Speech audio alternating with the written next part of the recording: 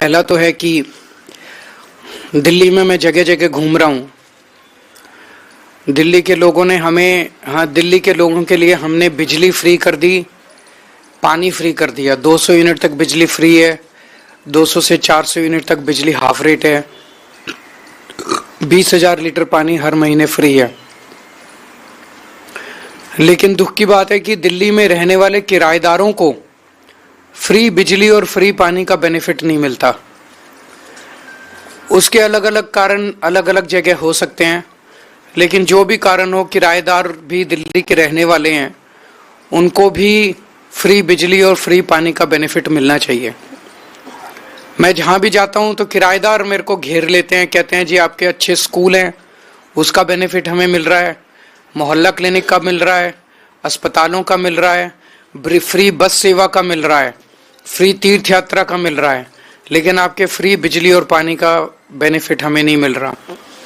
तो मैं आज ये ऐलान करना चाहता हूँ कि चुनाव के बाद, हमारी सरकार बनने के बाद, हम ऐसी योजना लेके आएंगे और ऐसा वो बनाएंगे, सिस्टम बनाएंगे जिससे किराएदारों को भी फ्री बिजली और फ्री पानी का बेनिफिट मिलना चालू हो।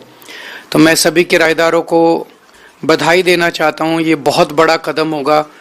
दिल्ली में अधिकतर पूर्वांचल के किराएदार आते हैं, पूर्वांचल से लोग आते हैं जो किराए पे रहते हैं और बहुत गरीब होते हैं। मैंने देखा एक एक बिल्डिंग में 100 लोग भी रह रहे हैं, और इतने गरीबी की हालत में और इतने उसमें जब उनको सब्सिडी का और सरकार के बेनिफिट का नहीं मिलता तो उनको बड़ी तकलीफ होती है, फाइनेंशियली उनको बड़ी दिक्कत होती है।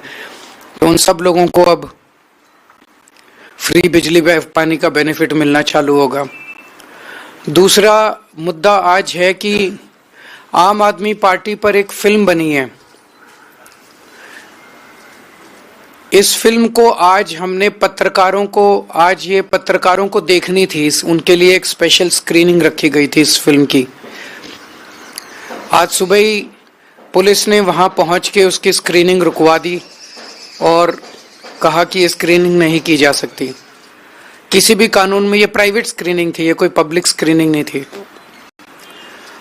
किसी भी कानून के तहत ये अलाउड नहीं है कि पुलिस इस तरह से कोई फिल्म की स्क्रीन, ये कोई इलेक्शन का कैंपेन नहीं था, वहाँ कोई इलेक्शन का झंडा नहीं था, वहाँ कोई इलेक्शन की स्पीच नहीं थी, वहाँ कोई इलेक्शन के किसी पार्टी के लिए वोट नहीं था, इलेक्शन का प्रचार नहीं था, किसी पार्टी के लिए वोट नहीं मांगा जा रहा था, किसी पार्टी के खिलाफ नहीं बोला जा रहा था। एक प्राइवेट स्क्रीनिंग थी फिल्म की। तो बीजेपी इतनी क्यों डरी हुई है इस फिल्म से? मैंने तो फिल्म नहीं देखी, लेकिन मुझे बताया गया है कि इस फिल्म के अंदर आम आदमी पार्टी के नेताओं को जो जेल भेजा गया पिछले 2 साल में, उन्हें जेल भेजने के पीछे की कहानी है और कई सारे रहस्यों से और षड्यंत्रों से ये फिल्म पर्दा उठाती है। और ये बीजेपी के गैर कानूनी और गैर संवैधानिक तरीके से, जिस तरह से बीजेपी ने आम आदमी पार्टी के नेताओं को जेल भेजा था, उस पर से वो पर्दा उठाती है और इसीलिए बीजेपी इतनी ज्यादा डरी हुई है। तो हम इसकी कड़ी निंदा करते हैं कि ये फिल्म को इस तरह से रोका गया, और हम उम्मीद करते हैं कि हमें परमिशन दी जाएगी इस फिल्म को दिखाने की। Thank you. सर, पुलिस का ये कहना है कि परमिशन की अप्लाई नहीं किया गया, हमने कोई रोक नहीं लगाई। किससे लेनी होती है परमिशन? इलेक्शन कमीशन के द्वारा। कहाँ लिखा है? ये तो इलेक्शन का इवेंट ही नहीं है। पुलिस को बहुत समझाया गया, इसका इलेक्शन से कोई लेना देना नहीं है। वहाँ कोई इलेक्शन, कोई पार्टी का झंडा नहीं है, कोई प्रचार नहीं है, कोई वोट नहीं मांग रहे, किसी तरह का कोई इलेक्शन इवेंट नहीं है। गुंडागर्दी है, तानाशाही है। क्या ये फिल्म पब्लिक डोमेन में आ पाएगी? मैं उम्मीद करता हूँ आनी चाहिए, सबको देखनी चाहिए, बीजेपी के कुकर्मों का सबको पता चलना चाहिए।